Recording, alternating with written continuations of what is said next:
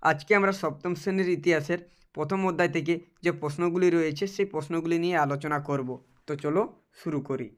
প্রথম প্রশ্ন রয়েছে, ইতিহাস বলতে কী বোঝো? এর উত্তর হলো, ইতিহাস কথার আক্ষরিক অর্থ হলো ইতি ও হাস, অর্থাৎ যা পূর্বে ঘটে গেছে। বিস্তারিতভাবে বলতে গেলে অতীতে ঘটে যাওয়া সমাজবদ্ধ মানুষের জীবনচর্চার ক্রমবিকাশের ধারা আলোচনা করাই হলো ইতিহাস।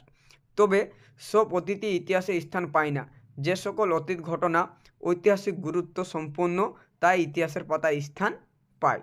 এরপরে রয়েছে, ইতিহাস পড়া বা জানার আবশ্যিকতা কী? এর উত্তর হলো, অতীতে এমন অনেক ঘটনা ঘটে গেছে যার ছাপ আজও আমাদের চারপাশে বর্তমান। এইসব কাজ বা ঘটনাগুলির বিষয়ে সঠিক ধারণা লাভের জন্য ইতিহাস পড়া বা জানা প্রয়োজন।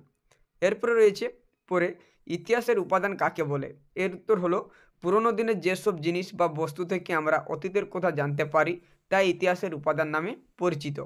যেমন রয়েছে লেখ, মুদ্রা, স্থাপত্য, ভাস্কর্য, লিখিত উপাদান। তারপরে রয়েছে, ইতিহাসের উপাদান কয় প্রকার ও কী কী? না, এর উত্তর হলো, ইতিহাসের উপাদান প্রধানত তিন প্রকার। প্রথমে রয়েছে সাহিত্যিক উপাদান, তারপরে রয়েছে প্রত্নতাত্ত্বিক উপাদান। আর এই প্রত্নতাত্ত্বিক উপাদানগুলি হলো লিপি, মুদ্রা, স্থাপত্য, ভাস্কর্য, আর একটা রয়েছে বৈদেশিক বিবরণ। এরপর এখান থেকে কিছু প্রশ্ন রয়েছে যেগুলো বলা হয়েছে এক কথায় লেখো। যেমন এখানে প্রথমে রয়েছে, বিদেশি শব্দের মুঘল বা সুলতানি আমলে কাদের বোঝাতো? এই বিদেশি শব্দের দ্বারা মুঘল বা সুলতানি আমলে কাদেরকে বোঝাতো? এর উত্তর হলো, সুলতানি বা মুঘল আমলে বিদেশি বলতে গ্রাম বা শহরের বাইরে থেকে আসা যে কোনো লোককেই বোঝাতো। তারপরে রয়েছে, পরদেশি বা অজনবী বলতে কী বোঝো? এর উত্তর হলো, সুলতানি যুগের শহর থেকে গ্রামে আসা সমস্ত লোক ওই গ্রামবাসীদের কাছে পরদেশি বা অজনবী নামে পরিচিত ছিল। তারপরে রয়েছে, লেখ বলতে কী বোঝো? এর উত্তর হলো, পাথর বা ধাতুর পাতের উপর লেখা যা থেকে পুরনো দিনের কথা জানা যায় তাই লেখ। পাথরের উপর লেখা হলে তাকে বলা হয় শিলালেখ, আবার তামার উপর লেখা হলে তাকে বলা হয় তাম্রলেখ। এরপরে রয়েছে, সাহিত্যিকগত উপাদানকে কয় ভাগে ভাগ করা যায় ও কী কী? এর উত্তর হলো, সাহিত্যিকগত উপাদানকে দুই ভাগে ভাগ করা যায়। একটা হলো দেশীয় সাহিত্য, যেমন রয়েছে রামায়ণ, মহাভারত, বেদ। আর একটা রয়েছে বৈদেশিক সাহিত্য, যেমন রয়েছে গ্রিক, রোমান, চৈনিক রচনা। তারপরে রয়েছে, ইন্ডিয়া নামটি কে প্রথম ব্যবহার করেন? এর উত্তর হলো, গ্রিক ঐতিহাসিক হেরোডোটাস খ্রিস্টপূর্ব ষষ্ঠ-পঞ্চম শতকে প্রথম ইন্ডিয়া নামটি ব্যবহার করেন।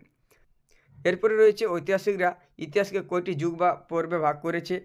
এর উত্তর হলো, মোটামুটিভাবে তিনটি রয়েছে, প্রাচীন যুগ, মধ্যযুগ ও আধুনিক যুগ। এরপরে এখানে কিছু রয়েছে অতি সংক্ষিপ্ত প্রশ্ন উত্তর, এগুলি কিন্তু তোমাদের বলে দিই। প্রথমে রয়েছে, ইতিহাসের সময় মাপতে গেলে কি কি প্রয়োজন? না, এর উত্তর হলো, ইতিহাসের সময় মাপতে গেলে তারিখ, সাল, মাস, শতাব্দী, সহস্রাব্দ এই সকল নানা সময় মাপার জন্য প্রয়োজন। তারপরে রয়েছে, ইতিহাস জানা কাকে বলে? এর উত্তর হলো, বছরের পর বছর ধরে ঘটা নানান ঘটনার এবং অনেক লোকের অনেক কাজ করার কারণ এবং ফলাফল বোঝার চেষ্টা করাই হলো ইতিহাস। তারপরে রয়েছে, সে সময় বিজ্ঞানের ছোঁয়ায় কী কী বদলে গিয়েছিল? না, এর উত্তর হলো, সেই সময় কুয়ো থেকে জল তোলা, তাঁত বোনা বা যুদ্ধের অস্ত্রশস্ত্র নির্মাণ ইত্যাদি অনেক কিছুই বিজ্ঞানের ছোঁয়ায় বদলে গিয়েছিল।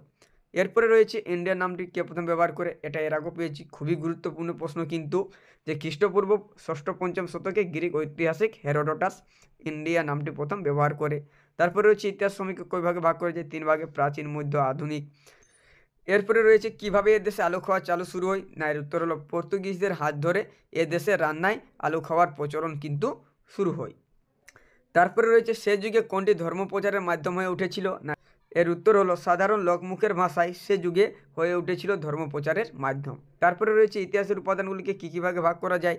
না, ইতিহাসের উপাদানগুলিকে নানা ভাগে ভাগ করা যায়, যেমন লেখ, মুদ্রা, স্থাপত্য, ভাস্কর্য, লিখিত উপাদান। খুব গুরুত্বপূর্ণ প্রশ্ন। তারপরে রয়েছে, লেখ কাকে বলে? না, পাথর বা ধাতুর পাতে লেখা থেকে পুরনো দিনের অনেক কথা জানা যায়, সেইগুলিকে বলা হয় লেখ। এরপরে রয়েছে, তাম্রলেখ ও শিলালেখ কাকে বলে?